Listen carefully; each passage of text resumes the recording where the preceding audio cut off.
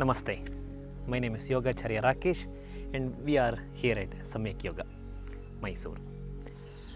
One of the very significant aspects of our yoga practice journey is how do you cultivate your mind, how do you use your mind as a tool to go inwards, because it's all about the management of the mind that makes the practice. Often you might have wondered, if you have taken a practice with an old school yoga teacher, if you have taken any asana class, most often you will see very less instructions in the asana practice. Have you ever taken and have you wondered why? There are two methods, two types of teaching asanas in a yoga class.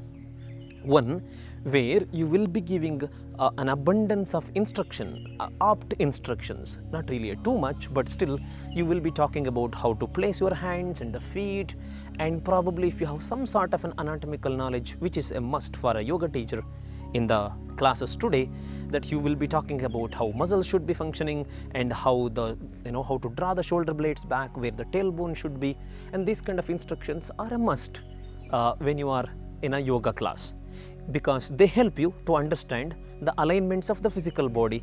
And if your physical body is aligned, it is well placed in an asana, it helps you to breathe properly, obviously to work on the mind. But if you see some old school traditional teachers, you might see that probably almost no instructions, very less instructions during the asana practice. And this is also for a reason. The more you go deeper in the asana practice, you want to drop the intellect. Yes, you need to drop the intellect, because something that has been the tool can be a problem as you go deeper. Now, if you observe, there are two, emotions and intellect, two major components among the four components that Patanjali talks about chitta. That is emotions, that is manas, intellect, that is buddhi, aham, that is attachment or ego, and smriti, that is memory. There are four components, and among four, these two are very, very significant ones, that is buddhi, the intellect, and emotions, the manas.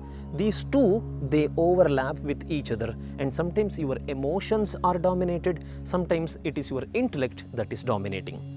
As emotions are more about feeling, intellect is more about logic, comparing, judging, and all of those. Your intellect is very useful when you start your journey to go inwards, because that is the tool to help you to question, to be aware, to be awake of everything. The more you go deeper, the same intellect can be a problem. So that's why it is nice to have an understanding of how the physical body is functioning when you're in an asana practice, but the more deeper you go, you want to get the stillness of the mind. But the problem with the cultivating intellect is it finds it very difficult to stop its functioning. It always continuously functions, and that's why the more you go, stop thinking but just practice. Because you can see this most often, yoga teachers or the old school spiritual seekers would be emphasizing that stop thinking there. Okay, it is not about being stupid, it is about understanding where not to think. Beyond a point, your mind should lose its ability to go with intellectual gymnastics. There is a beautiful story here, and this is a real story, called, there was a spiritual seeker from the UK called Dr. Paul Brunton, and he comes to India in search of answers to some spiritual questions, and he meets many different yogis, and according to him, he was not completely satisfied with all his explanations. And then,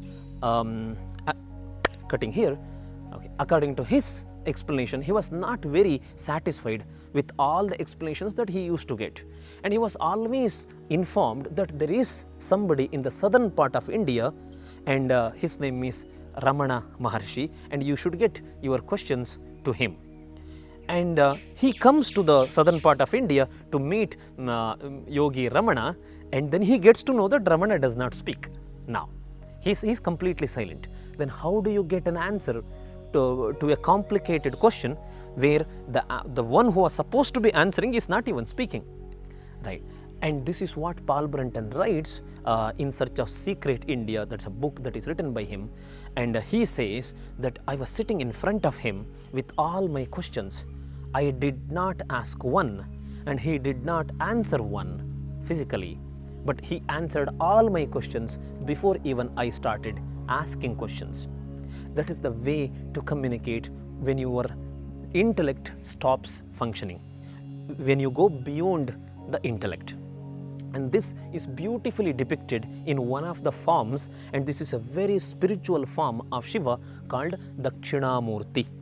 Dakshinamurti, the name says Dakshina, that is the right part of the brain, not really the right and left hemispheres that we are talking about, but we're talking about something that can experience, not understanding, not knowing, but experiencing. When you see a palm tree here, you see it, you have the knowledge of the palm tree, but experience is beyond than this. So that's why he is called Dakshinamurti, another form of Shiva, and it says that Shiva is a young teacher, okay, Gurur Yuva, Vriddhaha Shishyaha, old students. If you see the image of Dakshinamurti, you will see 4 old yogis sitting down next to his feet, listening to his explanations. Vriddhaha Shishyaha, Gurur Yuva, the teacher is young. And you know how they are communicating? Mauna Vyakya. The whole discussion is in the form of silence. Silence is the most profound way to communicate spiritual experiences. For that kind of communication to happen, you need to drop the intellect. This is great to cultivate the intellect, to go inwards, to get your right questions, to alert, to be awakened. But as you go inwards, you need to know when to stop using your intellect, because it can be very manipulative. The more you are able to drop the intellect, that is the finest sign of your spiritual journey. You can think that you are thinking, so you can think that you are reaching a certain layer where the spiritual journey is getting bigger and better. You need to know, not right in the beginning, you need to know when to drop the intellect. Most often, just by being with the Guru really helps too. So that's all about how to drop the intellect with the story of Ramana Maharshi and the form of Dakshinamurti, that is another form of Shiva. See you in the next video. Until then, trying to drop the intellect. Om.